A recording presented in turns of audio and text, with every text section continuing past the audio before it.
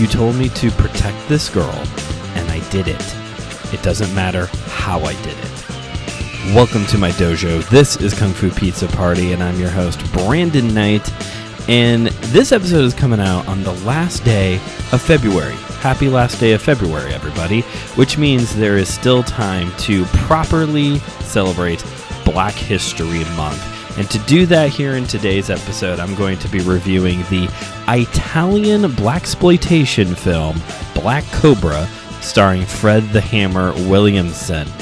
Now, before we get into today's review, because as always, here on KungFuPizzaPrty, I promise to deliver high-flying action in 30 minutes or less and serve up some wisdom one slice at a time. But before we get into that review, I want to take a moment to address Black History Month, because I posted about it on social media, but I just wanted to take the time here on the show to say thank you to all of the men and women who have shared their culture with us through film and combat, from Pam Grier to Jim Kelly, Wesley Snipes, and Michael J. White. Just thank you to all of them. And also a special thank you to all of you listening, masters, instructors, those of you who have been impacting people through your teaching, through your instruction. I find that, a lot of times when we have these kinds of celebrations of specific cultures, that sometimes we focus in a lot on the big named people. The people who have made a huge, national impact on, art, culture, whatever the case may be. But it is worth noting, it's worth paying attention to those who are never going to star in a 80s action flick, who never did anything like that, but have still made a major impact and shared your culture with others. So thank you to all of you as well. I would not be where I am at today if it wasn't for my Taekwondo instructor, Master Young. Still to this day, there's not a day that goes by when I do not stop and reflect on how he conducted class, just the way that he carried himself, the way that he spoke with authority, but yet would work with you gently. He was to me one of the most ideal instructors. All of my instructors I've had throughout the years, I've learned a lot from. But when I think about how I want to run my own classes, that is who I always picture as Master Young. I owe a lot to him. So thank you to everyone who has made an impact on culture, society, lives of other people, and thank you for sharing your culture with us. Now, to the movie. So, today we're going to be reviewing, today I'm going to be reviewing Black Cobra, starring Fred the Hammer Williamson. This is an Italian blaxploitation film. Now, I've talked about blaxploitation films a couple times already here on the show because I love them so much, and I'm just going to keep watching and talking about them. It is worth noting the Italian part. Yes, this movie was made in Italy back in the 70s and 80s especially. Maybe even a little bit before then, in the 60s as well. Independent films, there was a lot of independent films that were made in Italy. They were shot in Italy. And it wasn't just because they were, pretty to look at because, Italy's fancy or whatever. But it just really tore down an entire country. Sorry, Italy. Independent films, though, a lot of independent films were shot in Italy, not just because they were scenic locations, but because it was cheap. It was very cheap. It was somehow cheaper to fly your big-named actor out there and put the rest of the crew together of Italian directors, writers, producers, the whole bit, and shoot the film there in Italy versus here in the United States. Now, although I don't know if there's a lot of action films that we can really point to. Well, let me put it this way. When it comes to the Italian B-movie genre that we have here, there's kind of three categories that really come up a lot. There's like three ways that these Italian B films really come up a lot. One of those is the Italian horror genre that rose up. These were incredibly gory films, especially for the 70s. Just like very gory, very little plot, plenty of nudity. If you've ever watched, for those of you of a certain age, if you're familiar with Elvira's movie Macabre, like she showed a lot of Italian horror films, bad dubbing, gore, the whole bit. One of the most well-known of the Italian action film, Italian independent film genre, though, is the spaghetti western. Spaghetti westerns were, again, just like these very cheaply made films, but some of the most iconic westerns of all time, movies that even beyond just the category of western would be considered some of the greatest films of all time, are spaghetti westerns. The good, the bad, and the ugly is a spaghetti western, and this is one of the most iconic westerns, iconic films of all time. It was a cheaply made Italian film. There's one other category that comes up a lot in this like B Italy film group, and that's kind of where Black Cobra comes into play. But we'll get to that. So, as I said earlier, this movie stars Fred the Hammer Williamson, big fan, met him a couple months ago, native of Gary, Indiana, to which I grew up near. He plays the character Robert Malone. Robert Malone is a sergeant of the local police department, and he is the cop who works above the law in order to uphold the law. We've seen this before. This is a common character in the 80s. He is a cop who plays by his own kind of vigilante rule set in order to uphold the law and to protect others. And in this movie, the basic plot is that a woman observes a murder take place and is able to get some incriminating evidence of the person who committed this crime. It was a leader of a local biker gang. Robert Malone is then put to task to protect this woman from the gang as they try to take her out to protect their, the identity of their leader. Now, if that plot line sounds at all familiar, it's probably because you have recently watched the 1980s Sylvester Stallone film Cobra. Yes, Black Cobra is supposed to be directly inspired by the movie Cobra starring Stallone. And although Fred the Hammer is not dressed up like Cobra, like Stallone in Cobra, the bad guy is. The bad guy basically has Stallone's look as for his wardrobe.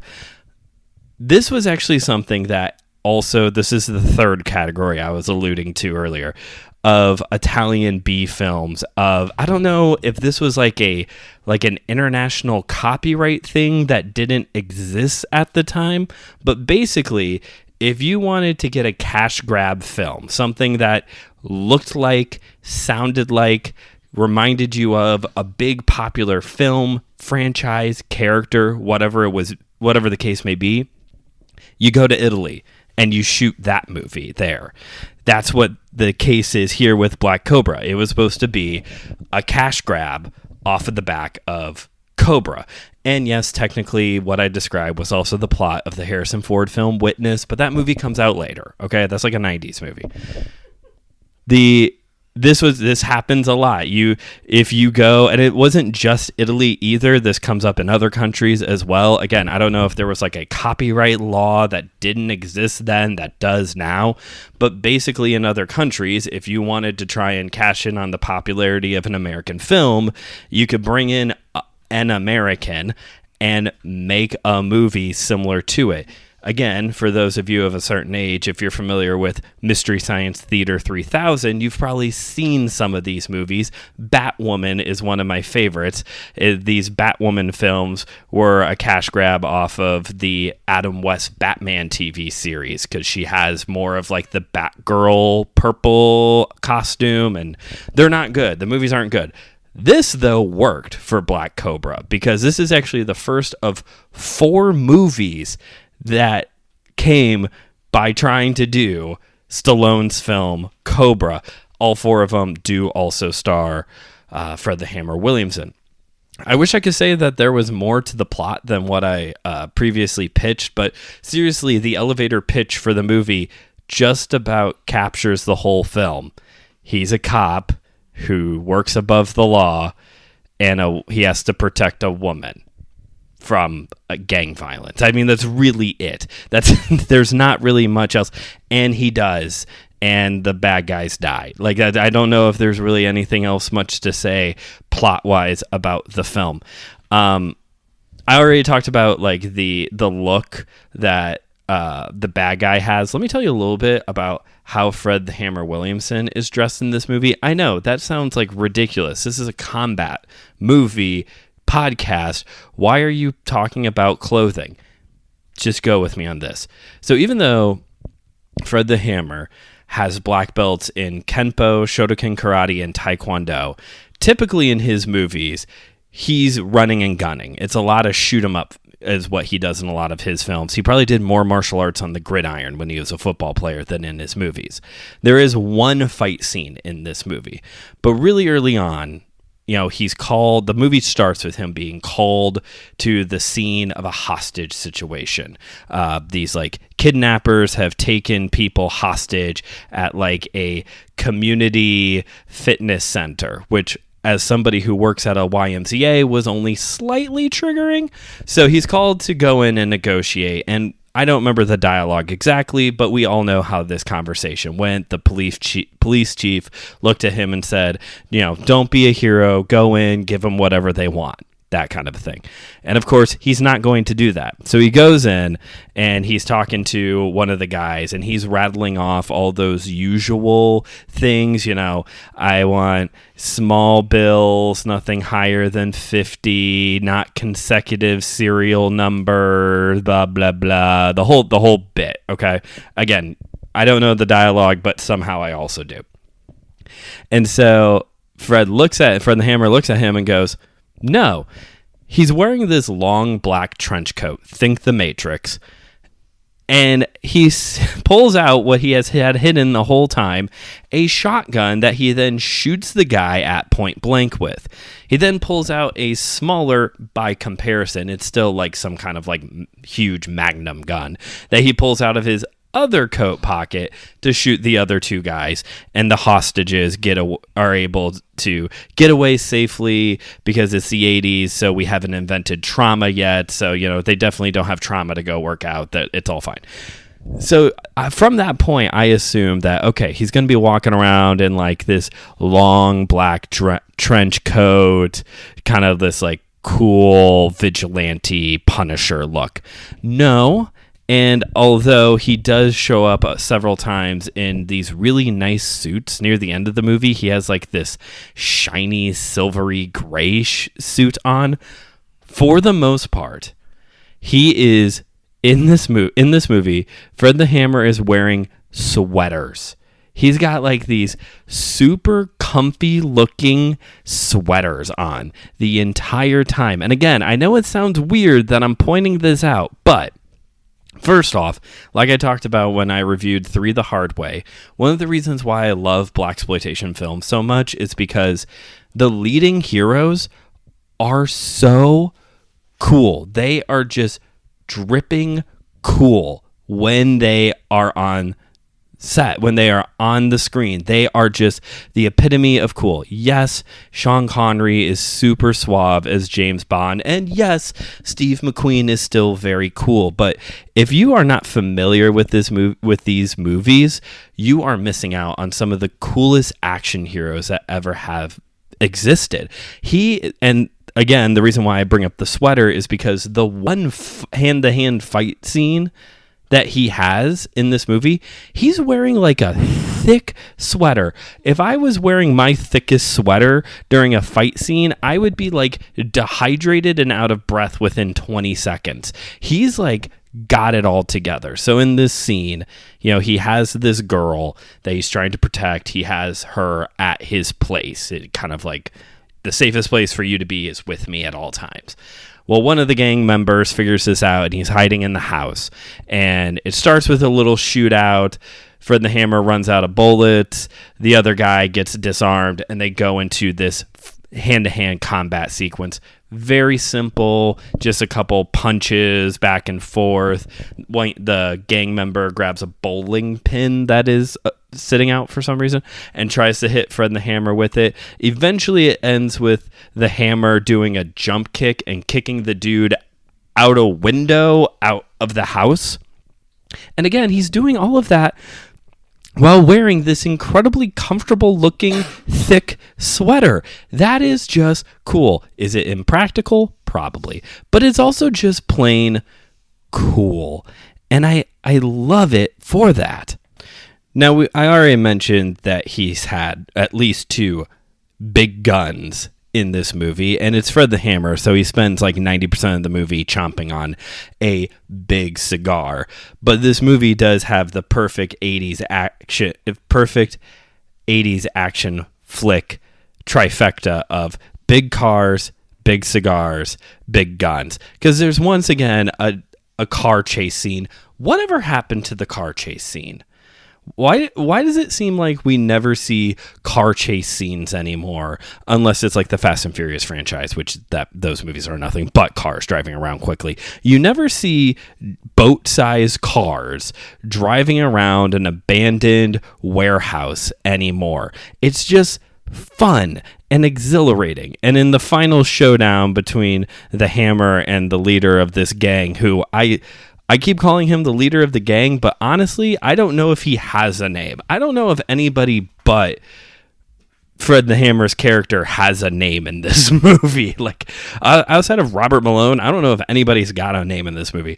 And in this final fight sequence between the Hammer and the gang leader, you know, it's actually kind of got a little bit of like a horror movie finish to it, because they crash. And they're doing this car chase, and they crash, and the gang leader flies out the front of the car. And he's like laying there, presumably dead, because, well, he should be. And so the Hammer like walks over, and he's kind of like trying to catch his breath, when all of a sudden the guy like jumps up and is trying to strangle him. Like, again, just like perfect like horror movie jump thing right there at the end. Good old Scream rules of you didn't shoot him in the head, so obviously he's not dead. And he is able to beat the guy. They struggle back and forth, but eventually he pops the hood of his trunk, kind of throws the guy in and slams it down, kind of like on the back of his neck, kind of shoulder area, to knock him out. I'm sorry, but a modern car, that trunk is ineffective. We have 2 vehicles, and I could not use the trunks of either of those cars to duel out that kind of damage. And those cars that have like you press the button or, you know, kick the boot, and then it like comes down slowly on the hydraulics itself, that's not dealing out any kind of damage. We need to go back to boat-sized cars that are highly not fuel efficient and destroying the environment, so that way we can have proper car chase scenes and duel out proper damage with our vehicles. Vehicular manslaughter never mind, let's not do that. But our time is starting to slip away from us here, so let's go ahead and start to wrap this up by talking about the quote I opened the movie with. So this quote comes from Fred the Hammer about halfway through the movie. The girl he's assigned to protect, after she initially, you know, comes upon this scene of them killing this person, she's taken to a hospital to recover from shock. We hadn't invented trauma yet, but we knew what shock was, at least in the 80s. So the gang members figure out that she's like there, and Fred the Hammer shows up, and it's a shootout in a hospital because, again, these things could happen back in the day. And he kills like most of the gang members who show up, or all of them who show up to like try and take out this girl. he's then talking. A scene cuts to him back at the police station. The chief is like, you could have kept one of them alive, so that way we could question them or something. And he says, and I'll paraphrase it here, look, you assigned me to protect her. I did it. It doesn't matter how I did it. I do not know if there is a line in all of the 80s action movies that encapsulates what being an 80s action hero looks like better than that. You told me to do this thing. I did it. Doesn't matter how I did it. There's in this era of the one-man wrecking crew, lone wolf, I can take it, pull myself up by my bootstraps, I can do it all myself era of action films. I don't know if there's a line that paints that picture clearer. But I also, I ripped on the 80 action movie a little bit back during my review of American Ninja, where I also ripped on ninja content in general. There's a reason why very few people listen to that episode. Apparently my takes were not very good in that movie or in that review. Anyway, but I've talked about in that just kind of my, when I was in high school, there were plenty of 80s action movies. I was the stereotypical high school boy who was watching my fair share of Stallone, Schwarzenegger, Chuck Norris, Jean-Claude Van Damme. JCVD was always one of my favorites. And obviously we'll talk about him and Chuck Norris more as this show goes on. But I thought there's just something about it now that is just I just don't like them anymore. And again, it isn't like I wasn't exposed to them in high school or even younger. I mean, I watched some of these, with my dad when my mom wasn't around when I was younger. So it isn't so much of I'm too sophisticated for the 80s action film. I don't know what it is, but to me, these movies just don't age well. And a lot of it has to do with this whole, I am a one-man army that can work above the law, even though I'm supposedly trying to uphold the law. And it doesn't matter how I did it. I got the job done. There's just something about that just, as much as, I love Fred the Hammer and, like I said, JCVD and other Stallone and Schwarzenegger films as well, as much as I enjoy some of these, there's just something about that is so, it is toxic. There's just something about it that's just so unhealthy. And I know the initial argument someone could have is just well, it's just a movie. We're not, it's just for fun. And yeah, yes, it is for fun. It is for entertainment. But I lived most of my adult life, in my 20s, that was my mentality. No, I was never a cop, but I worked in retail for 7 years or so, and I wasn't protecting people and trying to save them from hostage situations and a whole bit, but I was in a very crappy job. My job wasn't ideal, and I was often put in situations where I had to get a lot of work done. I had a very full plate from start of shift to the time I clocked out. And I got to a point where I had to fully rely on myself in every situation because there was never enough help. There was never, enough space given to me to get the work done.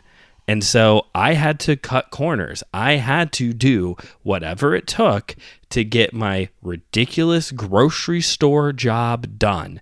And it put me in some very dark places in my head. And I learned this habit that when it came to work, I could not rely on anybody but myself. And all of that was rewarded. Fun fact, the company I used to work for, I was actually inducted into their Hall of Fame. Yes, you are listening to a grocery store Hall of Fame inductee. Sounds ridiculous, but it's true.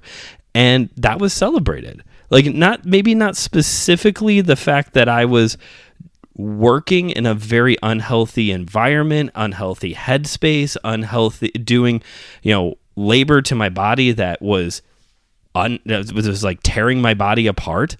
That maybe wasn't specifically celebrated, but the results were. And when I interviewed later on for my now job at the Y with Ninja Zone, I was trying to flex all of that as a skill, as a reason why I would be a good worker, because I'm so dependable. That's, the way, that's like the positive way to spin that. And of the entire interview that went really well, that was the one part where who became my boss was kind of like, that ain't going to work here. This is a team-oriented environment, and you have to play nice with others. And I am a lot healthier and have grown as an individual by being in an environment where I can work and collaborate with other people. It has humbled me, and I've learned to trust people more being in that kind of an environment. I just don't think that you told me to do a thing and I got it done, doesn't matter how, isn't healthy. And should not be a way that we live life. It sounds great in the movies. It looks cool when a shredded dude on steroids says it. But, well, Fred the Hammer may not have been on steroids. But, if Stallone said it, that would be true. So, like, it's cool in the movies. But we got to realize that even though, it's just entertainment. Yeah. But where did those thoughts originate from? Just something to think about. But I got to quickly wrap up this episode because we're almost out of time. So thank you all for listening to today's episode. Would I watch Black Cobra again? Maybe. The good news is if you've never seen it, you can go into the description of this episode and find a link for it to Black Belt Magazine's YouTube channel. Black Belt Magazine actually has a selection of films available for free you can stream on their YouTube channel. So you can find that and plenty other options as well. I'll probably watch more of them because it's the Hammer. And would I buy a physical copy of this movie? Probably not. Unless I started watching more of these and started liking other ones, then I would probably get like a whole set.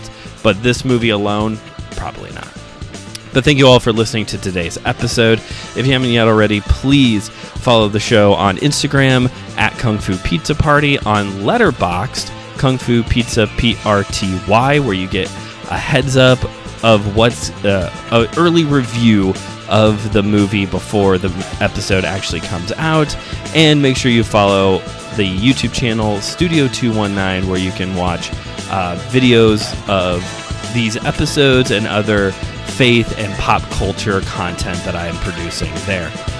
This has been Kung Fu Pizza Party, where we've been delivering high-flying action in 30 minutes or less and served up some wisdom one slice at a time. See you all next time.